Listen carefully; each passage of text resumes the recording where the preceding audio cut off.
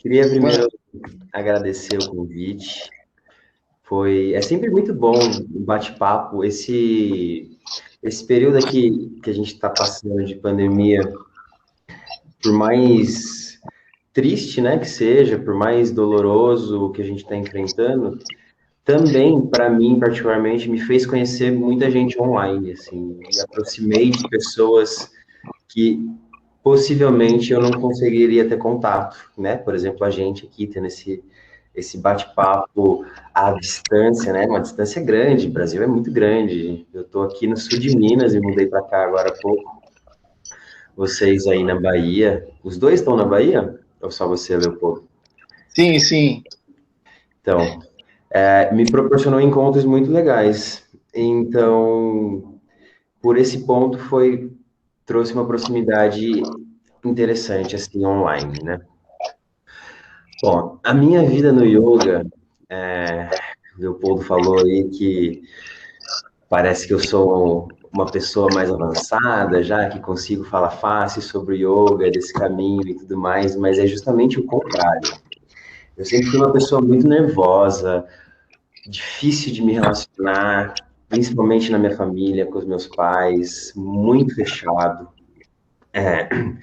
Uma série de problemas, assim, problemas não, né? Vamos colocar isso como problema, mas dificuldades, uma série de Desa- dificuldades, Desafios. desafios que eu vim enfrentar aqui nessa vida e que eu continuo enfrentando, que não acabam, né? A gente está sempre aprendendo.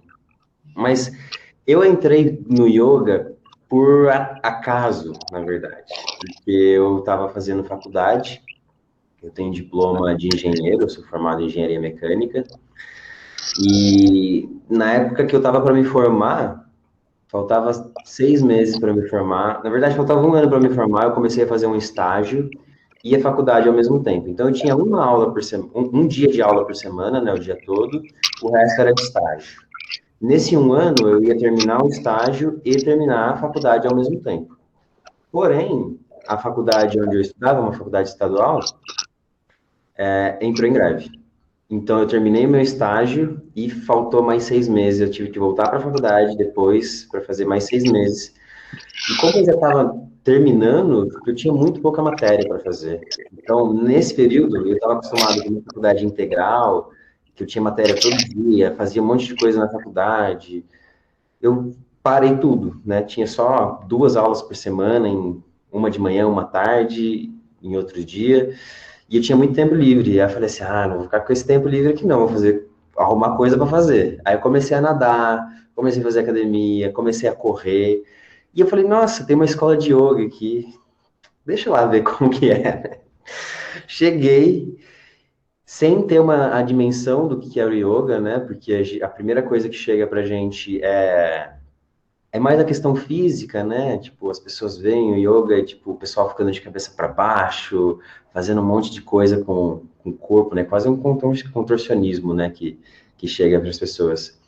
Comecei a fazer e minha professora era uma professora excelente, assim. Então, ela despertou em mim a vontade de falar, nossa, isso aqui é um caminho que pode me ajudar em muitas coisas. E desde então, eu comecei a me interessar muito. E, assim, não sei dizer como, foi uma paixão, assim, avassaladora, porque logo eu me formei, eu comecei a trabalhar e eu já comecei a falar assim, nossa, mas isso aqui não tá me fazendo sentido. Eu comecei a fazer vários cursos de yoga, ia em retiro, ia em workshop, até eu decidi fazer minha primeira formação. Então, o yoga entrou na minha vida, assim, no susto, assim, foi muito rápido, muito abrupto. E isso foi lá em 2014. 2014. Vai fazer 7 anos agora.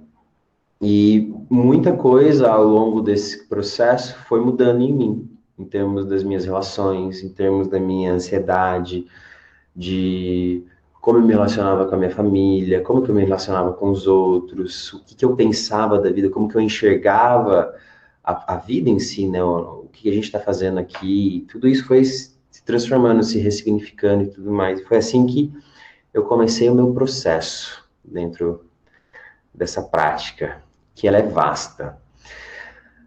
E aí fui me encaminhando aí, né? Fiz 2 formações de yoga, continuo estudando, porque eu adoro, principalmente a filosofia do yoga. E tem um contraponto também, que o Leopoldo falou também, tipo, nossa, essa prática que é tão vasta, que é difícil. Ela, ao mesmo tempo que ela é difícil em termos de conteúdo, porque o yoga, assim, é um mundo, tem muita coisa, muitas tradições, né, muitas linhagens, a gente chama isso de sampradaya. Muitos sampradayas diferentes, várias correntes de pensamento que às vezes se conflitam, né, às vezes falam, não, essa aqui parece estar negando essa outra, e tem muita coisa para estudar, mas enquanto aplicação mesmo, né, yoga enquanto estilo de vida, é muito simples. Ele é muito simples porque fala sobre aquilo que a gente gostaria de ser, né? Enquanto sociedade, por exemplo. Fala daquilo de, tipo assim, respeita o outro. Isso é Dharma, sabe? Isso é a gente conseguir conviver de forma harmônica. Isso deveria ser simples pra gente. Isso não deveria ser uma dificuldade. A gente respeitar as pessoas, a gente aceitar as diferenças, a gente conseguir conviver com a diversidade. Sem... Eu estava falando isso para os meus alunos hoje. A gente fez uma aula com bastante alongamento, bastante flexibilidade. Eu falei para eles: aqui a gente termina a nossa prática no tapetinho, mas a gente não consegue separar corpo e mente. O que eu faço no corpo se reflete na mente, a mente também reflete o corpo, porque não são entidades distintas, né? É uma coisa só. Então, que essa flexibilidade que a gente está trabalhando no corpo também se reflita numa flexibilidade na nossa mente, para a gente não ficar com a mente rígida, fechada, para que a gente consiga compreender as coisas, olhar para as coisas, ter empatia, aceitar as diferenças e tudo mais. E isso não deve ser difícil na vida das pessoas, isso é simples, isso é o natural. Quando a gente pensa no yoga, é aquilo que é natural, é aquilo que vem como verdade para as relações, para a gente, tudo mais. Então, o ponto principal da prática é a sangha, é a comunidade. A gente não está aqui cada um por si, a gente está aqui num apoio mútuo. Igual a gente aqui conversando, nós três, a gente está numa troca aqui, e não estou só eu aqui falando para vocês. Hoje eu estou trazendo um pouquinho da minha história, um pouquinho da minha experiência. Amanhã, igual a Teresa falou, a Tina falou, vem outra pessoa, compartilha um pouquinho mais, vem outra pessoa que sabe outra coisa e compartilha mais, e a gente vai nessa rede de apoio mútuo, né? De, porque a gente não está aqui sozinho, né, nessa terra. A gente não está caminhando sozinho aqui. Essa é uma visão também dentro do yoga, que a gente tenta desfazer, que é a visão da separação, de que eu sou separado de tudo isso que me cerca, que eu sou separado da terra, que eu sou separado dos outros. A gente traz uma visão da unidade, né? Da não dualidade. Tudo que existe é fruto de uma mesma consciência. A gente aparentemente só não consegue enxergar isso através dos nossos sentidos, mas a gente consegue perceber se a gente realmente trazer introspecção, se a gente perceber a vida, com a dinâmica da vida como ela não acontece comigo sozinho. A gente está aqui compartilhando, né? A gente está aqui nesse apoio mútuo. Nossa, eu falei bastante. A segunda pergunta era sobre... Como que era mesmo a segunda pergunta? Me relembre a segunda pergunta, Leopoldo. Como você coloca o yoga como um mindset de crescimento seu e, ao mesmo tempo, você leva isso para as pessoas, para que as pessoas também cresçam? Tá. Então, o yoga, para mim, ele foi se tornando algo que permeia toda a minha vida. Porque quando a gente começa a praticar, a pessoa pergunta para você, quantas vezes você pratica yoga? Quando que você faz yoga? Aí você fala lá, né? Eu faço de segunda e quinta, tá horário. São esses pontuais, assim, a hora que a gente está fazendo yoga. Mas a prática vai tomando uma dimensão de que você percebe que você não faz yoga naquele horário e naquele horário. Porque o yoga está na forma como você fala. O yoga está na forma como eu vou cozinhar. O que eu vou comer, o que eu vou colocar no meu corpo. O yoga está em todos os momentos da minha vida. Da forma como eu estou tomando banho. Tipo, eu estou consciente no banho ali, eu estou sentindo que eu estou presente. E não significa que eu estou presente em todo momento, mas eu percebo também quando eu não estou, porque a minha mente foi embora, que eu tô, porque eu não preciso negar nada daquilo que eu sou, né? Então, yoga permeia a minha vida. Como que eu coloco isso para crescimento pessoal? É o que eu tento perceber a todo instante, né? Eu tenho a minha rotina de estudos, então agora falando de forma prática, o yoga na minha vida, ele serve a um propósito para o meu corpo físico, então isso aqui é o meu veículo que me permite as experiências nesse plano aqui, né? Para a gente estar conversando aqui, então eu preciso manter isso aqui saudável, então eu faço a minha prática diária de asanas, de respiração, eu preciso manter a minha mente sã, principalmente no contexto que a gente vive, principalmente no Brasil, em que a gente tem bastante injustiça, em que a gente vê muita coisa errada acontecendo, desmatamento, então a gente precisa manter a nossa sanidade, então eu mantenho a minha prática também de meditação, eu mantenho a minha respiração, então todas as práticas que são mais práticas mesmo, né? Eu faço isso de manhã, separo esse tempo para eu fazer minha prática pessoal. Depois eu separo um tempo de estudo também, estudo da filosofia do yoga, para que eu possa ser um professor melhor, mas primeiramente, antes disso, para que eu possa entender melhor a vida, né? Tipo, porque não adianta eu apenas estudar intelectualmente, porque esse é um conhecimento, quando a gente está falando de espiritualidade, que não vale nada se você só deixar aqui no nível intelectual. Eu posso decorar vários textos clássicos do yoga, eu posso saber de cor o Yoga Sutra. Do que vale isso se eu não consigo colocar isso de uma forma prática na minha vida? Então, tem o estudo também que eu tento trazer bastante para o cotidiano, né? Tipo, como que isso se aplica na minha vida? Isso faz sentido na minha vida, primeiramente? Se faz sentido nas coisas que eu experiencio? E dessa forma eu vou naturalmente crescendo, né? Eu não estabeleço uma meta no sentido, não, eu quero chegar ali, na iluminação, eu quero chegar nesse ponto em que eu vou ser um guru. Não, eu não tenho isso. Até porque eu não acredito nessa imposição de meta espiritual, porque senão a gente vai para a espiritualidade da mesma forma como a gente vai para os objetos, em busca de uma felicidade ali, em busca de alguma coisa. E o yoga não é sobre buscar mais nada, é sobre você reconhecer aquilo que já está aqui. É você reconhecer que você já é o que você está buscando. Então, não precisa de buscar mais nada. Reconheça isso. Quando você começa a reconhecer isso no seu dia a dia, nas suas relações, naturalmente você vai mudar. Naturalmente você vai perceber uma mudança acontecendo em você, que não vem de forma forçada, ela vem de forma espontânea, porque ela é o que você é de verdade. E, bom, eu acho que é isso. Ensinamento perfeito, hein? Ah, são algumas percepções. Só fugindo um pouco da segunda pergunta, mas eu acho que é uma curiosidade minha. Muitas pessoas também gostariam de perguntar o que eu vou te perguntar. É o seguinte: na prática diária do yoga, você tem que reconhecer o que é realidade e o que é ilusão para fazê-la acontecer? Uhum. Ou o tempo todo existe um botão automático de Ale Toledo ao utilizar o yoga como prática diária? Olha, reconhecer entre o que é realidade e o que é ilusão. Essa pergunta é uma pergunta que dá, assim, dá pra gente falar uma hora só sobre ela, assim, até mais. Porque aí entra também em como a gente vai interpretar a prática, né? Em qual linhagem a gente vai interpretar a prática. Eu sigo uma linha de pensamento não dual, ou seja, todas as coisas que existem. O que é a não dualidade? A não dualidade ela diz que tudo o que existe, todos os seres, as plantas, o sol, os planetas, essa vela, a minha chave, celular, tudo é fruto de uma mesma consciência.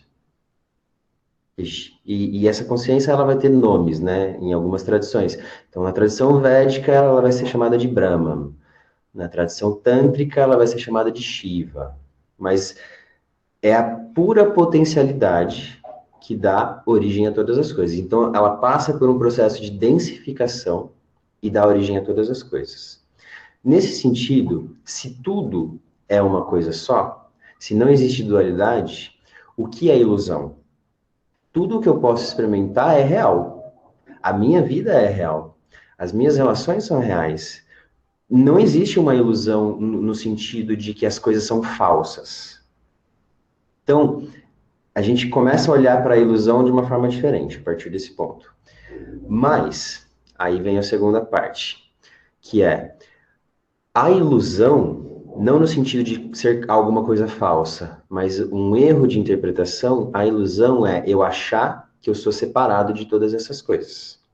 Eu achar que eu sou um indivíduo que não faço parte disso aqui, né? E quando eu me acho separado, quando eu não me vejo completo, eu preciso buscar uma felicidade fora. Eu acho que eu preciso de alguma coisa que está fora para me preencher. E quando a gente faz isso, a gente percebe que qualquer coisa que eu vá buscar, momentaneamente vai me trazer um estado de felicidade. Felicidade assim, de bem-estar ou euforia. Por exemplo, eu quero o carro novo. Eu vou lá, consigo um carro novo. Isso me traz uma sensação de bem-estar. Isso me traz uma euforia. Mas logo os meus desejos se dirigem para outra coisa. Agora eu quero uma casa na praia. Aí eu consigo a casa na praia, tá, mas agora eu quero tá. E essa busca, ela se torna incessante, porque eu tô tentando buscar fora algo para me completar. E eu nunca vou encontrar isso. E da mesma forma, então, como eu tinha falado que a gente parte para a espiritualidade da mesma forma como a gente parte para os objetos, algumas pessoas percebem que não vou conseguir essa felicidade que eu estou tentando buscar nos objetos. Então, eu vou partir para a espiritualidade, porque é ali que eu vou conseguir a iluminação. É ali que eu vou conseguir sair desse estado e tudo mais. E eu vou partir para a espiritualidade da mesma forma, querendo alguma coisa, querendo uma experiência, querendo um estado místico, querendo um estado alterado de consciência e tudo mais. E para a gente aqui do yoga, a gente vai falar assim: não, você não precisa de nada, você só precisa reconhecer. A ilusão, nesse caso, é a gente achar que a gente é separado. Então, vou dar um exemplo que eu costumo dar para os meus alunos, que às vezes fica mais claro de entender. Se não ficar claro, você me fala também, a gente vai bater nesse papo juntos. É o seguinte, como que eu consigo achar... Eu até tenho um vídeo desse lá no meu Instagram, não sei se você já viu, mas como que eu consigo falar que eu sou igual a essa vela aqui, né, na visão da não dualidade, tudo é uma coisa só, se eu me vejo separado dela, se eu coloco ela longe de mim, eu percebo que ela não sou eu. Como que algo algo que contraria a minha experiência, eu posso aceitar, né? Falar que tudo é uma coisa só, mas eu estou vendo as coisas aqui ao meu redor e aparentemente eu não sou elas. E tem uma explicação usando o sonho como exemplo que fica muito mais claro da gente entender. Por exemplo, imagina que o Leopoldo vai dormir e começa a sonhar. E o Leopoldo, agora, para ficar mais fácil da gente interpretar isso, o Leopoldo vai se chamar João no sonho dele. Só para a gente criar um paralelo entre dois personagens. Então, o Leopoldo dormiu e o Leopoldo é o João. E o João está numa cafeteria. O João pede um café, o garçom entrega esse café para ele. Ele pega essa xícara de café, ele sente a xícara de café, ele bebe o café, o João, ele sente o sabor do café. Beleza. Pôs a xícara na mesa, saiu. Saiu da cafeteria, na hora que o João, que é o personagem do Leopoldo no sonho, saiu da cafeteria, ele vê um cachorro, o cachorro tá latindo bravo, correndo atrás dele. E o João sai correndo. Ele não vai esperar aquele cachorro chegar perto, não. O João tasca fora, sai, corre. E, de repente, o Leopoldo acorda. O que acontece? Quando o Leopoldo acorda, ele percebe, era um sonho só. Não tinha um cachorro feito de matéria, Não tinha uma xícara feita de alguma coisa que era separada de mim. Todo aquele universo, a cafeteria, o garçom, o café, o cachorro, todo aquele universo era pura projeção da consciência, uma manifestação da consciência. Mas, da perspectiva do Leopoldo, que experimenta essa realidade onírica, né, do sonho, ele se vê separado de tudo aquilo. Ele acha que existe uma xícara feita de algo que ele vai chamar de matéria. Porque a xícara, se ele derrubar, a xícara vai se quebrar. Ele acha que tem um cachorro feito de alguma coisa que é diferente dele. Porque se ele for mordido, ele vai sentir aquela dor, ele vai sentir a experiência. Ele está ali experienciando isso. Mas quando ele acorda, ele percebe que não existia separação. Tudo era uma coisa só. O cachorro não foi embora para outro lugar. Era uma manifestação da consciência. O mesmo paralelo se faz aqui, na vigília, né? No que a gente está experimentando agora.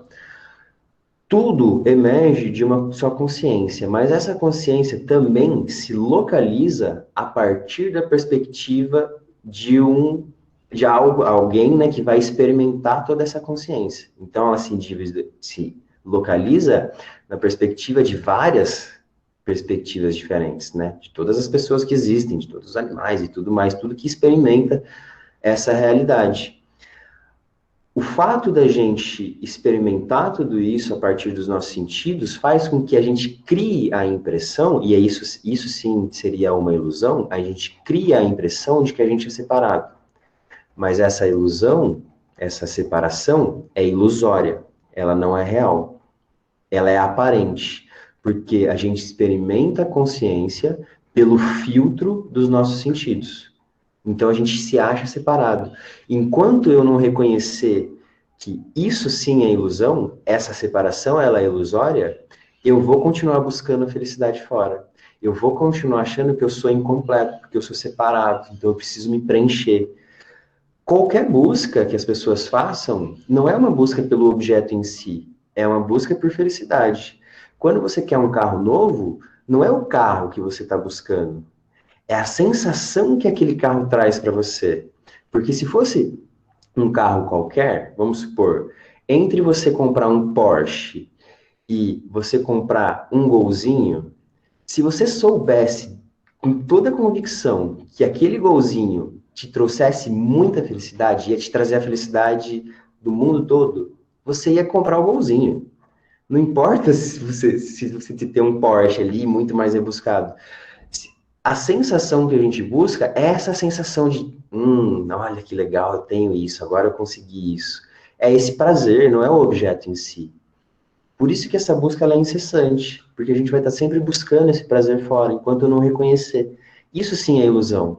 Não as coisas, o mundo ao redor e tudo mais. O mundo é real, porque ele é a imanência da própria consciência. Tudo é real. Os desejos são reais. Os meus pensamentos são reais, a minha dor é real, tudo é real. A ilusão é achar que eu sou separado de tudo isso. E a gente pode colocar o sonho nessa busca quando nós sonhamos ou quando nós desistimos. Nós colocamos essa busca enquanto algo que a gente precisa projetar para a nossa felicidade? Você está dizendo, deixa eu recapitular, deixa eu reformular a pergunta para ver se eu entendi. Você está dizendo se os nossos sonhos, né, as nossas metas, o sonho enquanto meta, você está dizendo, né?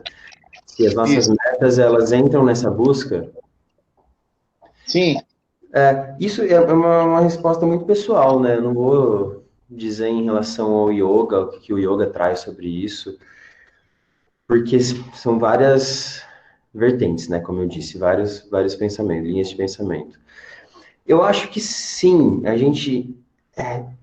É complexo isso também para mim, porque o sonho, ele é importante, né? A gente dá uma direção, um propósito de vida. Por exemplo, para mim foi um sonho ter saído da onde eu trabalhava, da empresa que eu trabalhava, para conseguir viver de yoga. É muito difícil, porque passei por uma série de questões em termos, principalmente financeiros, assim, né? Tipo, será que é isso mesmo que eu vou fazer? vou sair dessa empresa para começar a dar aula de yoga do zero, sem nada, sem aluno.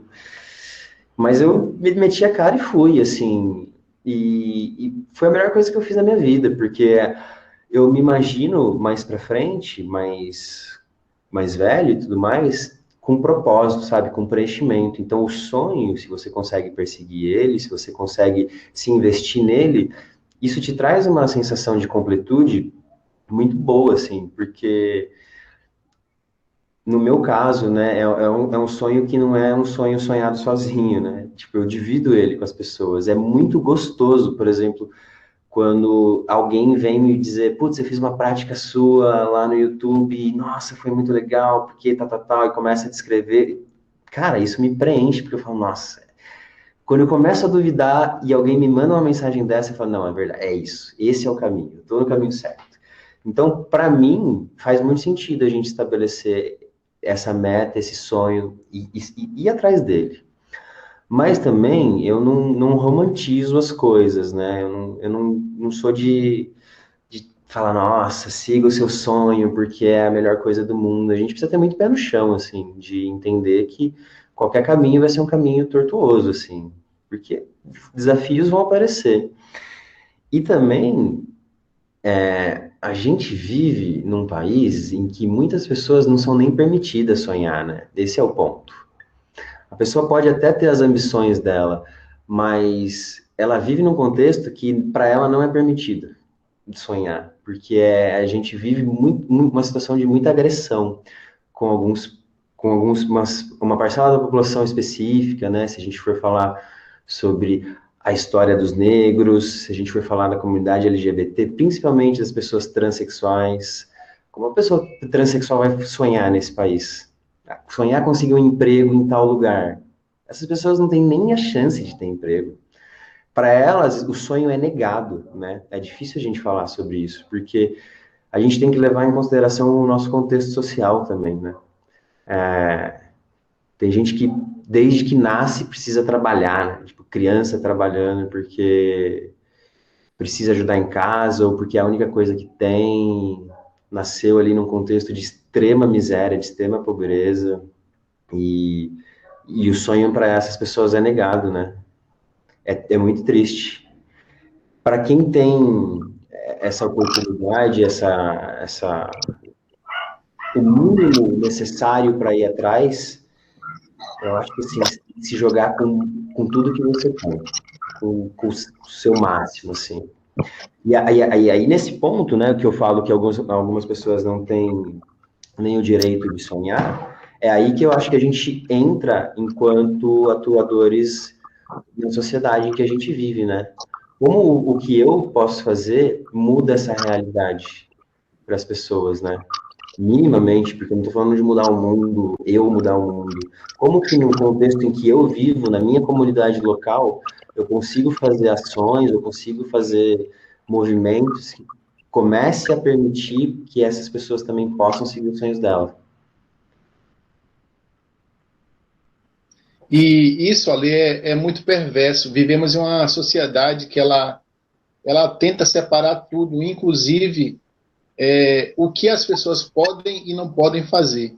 Eu sigo alguém que foi matricular o seu filho em duas escolas, e as duas escolas negaram ao saber que estava próximo já de assinar o contrato, em saber que a criança era autista. Então, às vezes eu fico pensando, o Brasil é maravilhoso, é excelente, mas eu fico pensando que tipo de pessoa é capaz de negar matrícula Para uma para criança. uma criança autista. Isso aí não é. A palavra que você usou é perfeita, é muito perverso isso. É muito perverso. Eu, assim, a gente se entristece a ver essas coisas, né? A ouvir essas coisas. E isso é mais comum do que a gente pensa, né? A gente vive uma situação de desigualdade, assim, extrema. E eu amo o Brasil. Amo, de paixão. Eu não quero sair daqui de jeito nenhum. Eu acho esse país maravilhoso. Eu acho que a gente tem um potencial tão grande, assim, de ser um lugar muito bom, muito. Isso também é uma coisa que eu falo para os meus alunos, né? Tipo, como a gente se coloca num lugar de escassez, numa terra que é muito abundante. A gente tem plenas condições de alimentar todas as pessoas que moram nesse país. A gente tem plenas condições de dar moradia para todas as pessoas que moram no país. A gente escolhe não fazer isso, né? Em termos de governo e tudo mais. A gente escolhe não fazer isso. Mas a gente tem essa capacidade. A gente vive num país que, assim, não tem outro igual ao Brasil. No tamanho, em termos de potencial de agricultura, por que que a gente ainda está escolhendo viver essa realidade, né?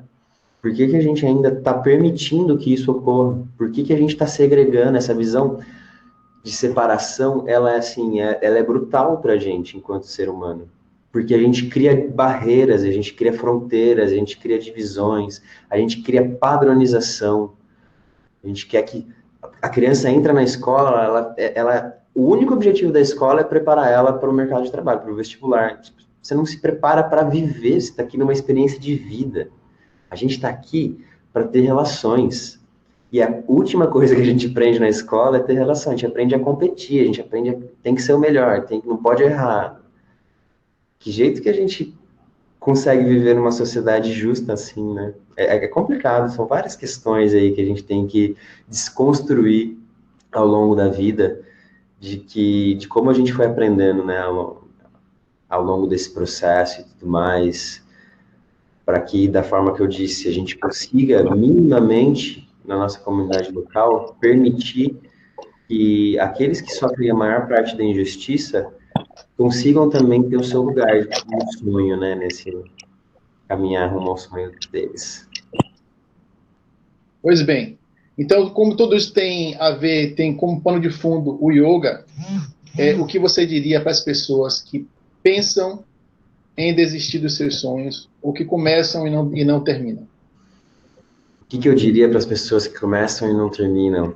Olha, eu, eu era uma pessoa assim, sempre fui.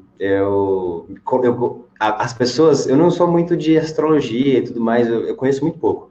Mas as pessoas me colocavam a culpa no meu signo, porque eu sou ariano. Aí o pessoal falava assim: ah, você tem esse impulso de começar a fazer as coisas, mas depois, sabe, o fogo apaga. Eu era assim, nossa, começava e falava: não é isso, agora vai. E depois já deixava. O yoga me ajudou muito nesse processo, nessa calma, de enxergar um caminho e falar: não, agora vamos por aqui. E ir a passos lentos. Eu acho que, assim, é fundamental. Eu acho que a própria prática de yoga, ela ajuda muito nessa questão, né? Da gente se acalmar, da gente não perceber. Assim, eu vejo hoje em dia o sonho que eu persigo, da forma que eu caminho em direção a ele e tudo mais, é uma forma muito tranquila, muito serena, caminhando tranquilamente, sabe? Sem afobação, sem querer mostrar nada para ninguém, sabe? Tipo assim, eu tô num propósito de vida real, assim, que é muito maior do que eu. Eu acho, se eu fosse dar um conselho para as pessoas que vão ali seguir o seu sonho, que faça isso com bastante serenidade, com bastante calma, sabe? Com afinco, colocando todos a sua potência que todos nós temos, né? Essa potência criativa, essa potência de ação, mas com muita calma, com muita observando o caminho sem pressas, dando passo por passo, aprendendo com o processo, porque o processo é o que mais ensina. Não é lá o final, chegar lá no sonho, no final. Porque é difícil, assim, eu particularmente conheço pouquíssimas pessoas, não sei nem se eu conheço alguém, que atingiu o sonho indo numa linha reta aqui. Não é, a gente vai e conhece, tipo, conheci alguma coisa que talvez seja mais interessante, eu dou uma mudadinha no caminho, vou aprendendo novas coisas. O caminhar é que vai levando a gente, né, pra... Por exemplo, tô aqui em Pouso Alegre, eu me mudei faz menos de 2 meses. Isso faz parte do meu processo de vida, no caminhar do yoga, eu tô montando uma parceria com uma professora de yoga aqui, mas isso não estava nos meus planos. Isso apareceu para mim. Isso surgiu para mim, assim, ao acaso também, né? Comentando sobre, nossa, com uma professora aqui, falei, nossa, eu queria penso em tal coisa, queria me mudar de Araraquara, aí surgiu um convite, aí eu vim para cá, eu tô adorando a cidade. Então, as coisas vão acontecendo, né? Tipo, o fundamental é constância. Isso que era coisa que eu não tinha. Começar, dar todo o meu gás e depois parar. A constância, ela é fundamental. É igual subir uma escada, você sobe um degrau por vez. Você não consegue dar um salto e ir lá para o último degrau. Às vezes as pessoas querem fazer isso, né? Tipo, vou na correria e tudo mais, e vai tropeçando, você se machuca ali no caminho. Constância, faz um pouquinho por dia. Eu utilizo um processo pessoal falando assim, da minha organização. Para conseguir as minhas metas. Então, eu estabeleço alguma meta, assim, por exemplo, uma meta bem simples. Eu quero praticar yoga todo dia de manhã durante 1 hora por dia. Tá, o que eu preciso fazer? Eu preciso acordar a tal horário, eu vou reservar um cantinho da casa e vou fazer minha prática. Isso é uma meta simples. Todo dia eu acordo e anoto isso. Tipo, o que eu vou fazer no dia? Quais as atividades que eu tenho para fazer? Todo dia eu dou um passo. Aí no fim da noite eu avalio. Isso aqui eu consegui fazer, isso aqui eu consegui fazer, isso aqui eu não consegui fazer. E faço uma avaliação no meu dia. Lá no meu canal do YouTube eu tenho um vídeo falando sobre isso. Eu uso uma plataforma que chama Notion. Ela é de graça. É uma plataforma de gerenciamento.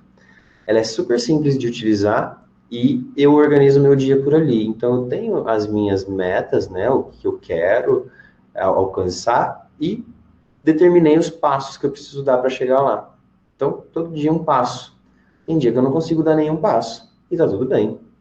Tá tudo bem, às vezes acontecem coisas, às vezes eu estou muito cansado, às vezes, tipo, aconteceu uma coisa que saiu da minha rotina, entrou, tive que ir no banco hoje de última hora, sei lá, atrapalhou a minha rotina. Tá tudo certo. Amanhã eu retomo. Não tem culpa, não tem julgamento. É esse caminhar que eu digo que é um caminhar tranquilo. Não tem pressão, não tem culpa, eu não estou competindo com ninguém, eu não estou querendo chegar na frente de ninguém, eu estou caminhando. Ok. Elos da Corrente do Bem Sonhar. Conversamos hoje, o nosso bate-papo foi com Ale Toledo, essa figura especial, que eu vou fazer questão de encher o seu saco. Eu vou mandar sempre novidades, vou te perguntar coisas. Por Para a favor. gente aí essa jornada, porque, como você mesmo disse, nós não viemos para cá para ficarmos sozinhos. Temos que fazer relações. Exato. Coração, sucesso, Ale. Nós colocamos você em um lugar especial. Você é especial para a gente. Muito obrigado, eu fiquei muito feliz pelo convite, pelo bate-papo. Falei bastante aqui, dei uma viajada aqui, foi gostoso, é gostoso esse bate-papo. Sempre que puderem me chamar aí, eu sempre topo. Beleza.